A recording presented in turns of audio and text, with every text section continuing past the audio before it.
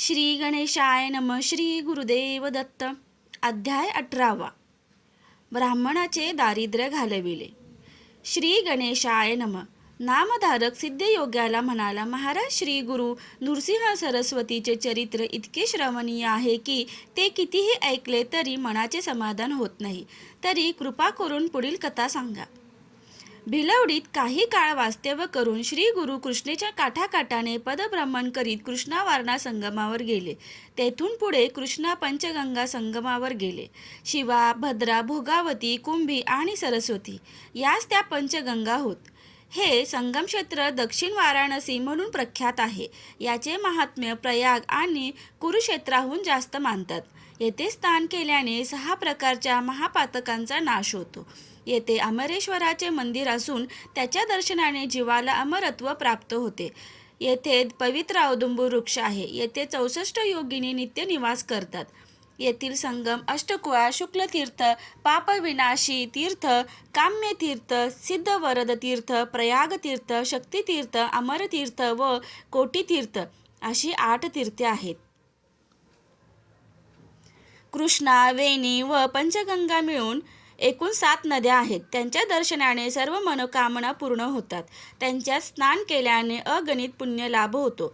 या कृष्णा पंचगंगा संगमावर श्री गुरु काही काळ गुप्त रूपाने म्हणजेच सामान्य यती रूपात राहिले.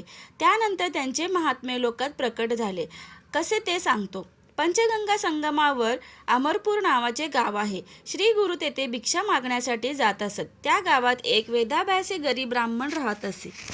तो सुशील, सात्विक, कर्ममार्गाचे नीट आचरण करणारा व अतिथीशील असा होता. तो नित्य कोरडी भिक्षा मागून कुटुंबाचे पालनपोषण करायचा. त्याची पत्नी ही सुस्वभावी व पतिव्रता स्त्री होती. त्याच्या ब्राह्मणाच्या अंगणात एक घेवड्याचा वेल होता. त्याला पुष्कळ शेंगा यायच्या. एखाद्या दिवशी भिक्षा मिळाली नाही तर ती दोघे घेवड्याच्या शेंगावरच गुजराण करायची. एके दिवशी श्री गुरु भिक्षेसाठी त्या ब्राह्मणाच्या घरी गेले. त्याने श्री गुरूंना आदराने घरात नेले. त्यांची भक्तिभावाने पूजा केली. त्यांना भात व घेवड्याच्या भाजी असे भोजन दिले. या सेवेने श्री गुरु अतिशय प्रसन्न झाले. त्यांनी त्या ब्राह्मणाला आज तुझे दारिद्र्य जाईल असा आशीर्वाद देऊन त्याचा निरोप घेतला. संगमावर जाताना स्थानी अंगणातील घेवड्याचा वेल उपटून टाकला आणि निघूनही गेले. श्री गुरूंनी घेवड्याचा वेलाचा उच्छेद केला म्हणून ब्राह्मणीला अतिशय दुःख झाले.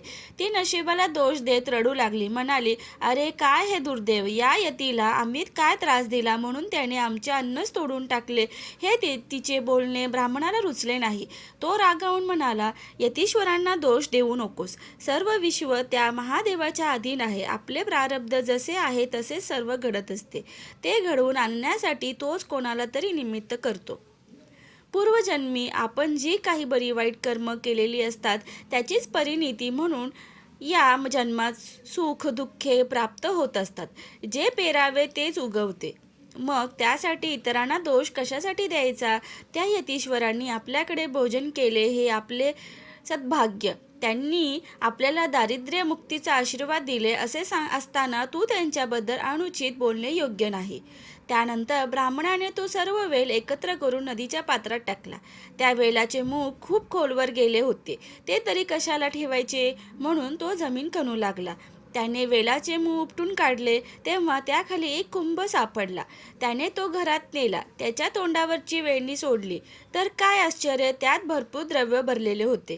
ब्राह्मण व ब्राह्मणीच्या आनंदाला पारावार उरला नाही. श्री गुरु आमच्यावर प्रसन्न झाले. त्यांनी आमचे दैन्य घालविले. ते ईश्वरी अवतार आहेत असे म्हणून ती दोघे यतीश्वरांचा जय जयकार करू लागले.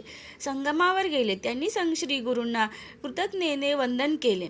त्या सर्व प्रकार त्यांनी सांगितला. तेव्हा श्री गुरु म्हणाले, या घटनेची कोठेही वाच्यता करू नका. जर बोलला तर आलेली लक्ष्मी निघून जाईल. माझ्याबद्दलही काही सांगू नका. तुमच्या वंशात लक्ष्मी अखंड नांदेल. ते ऐकून ते दाम्पत्य धन्य झाले. श्री गुरूंचा निरोप घेऊन घरी परतले. नामधारका, ज्याच्यावर गुरुकृपा होते त्यांच्या घरी दैन्य राहतच नाही. म्हणून ज्याचे दैव चांगले नाही त्याने श्री गुरूंना शरण जाऊन त्यांची भक्ती करावे. गुरुकृपेने इह परलोकी सौख्य प्राप्त होते. भक्तांचे कल्याण होते. श्री गुरुदेव दत्त. श्री स्वामी समर्थ.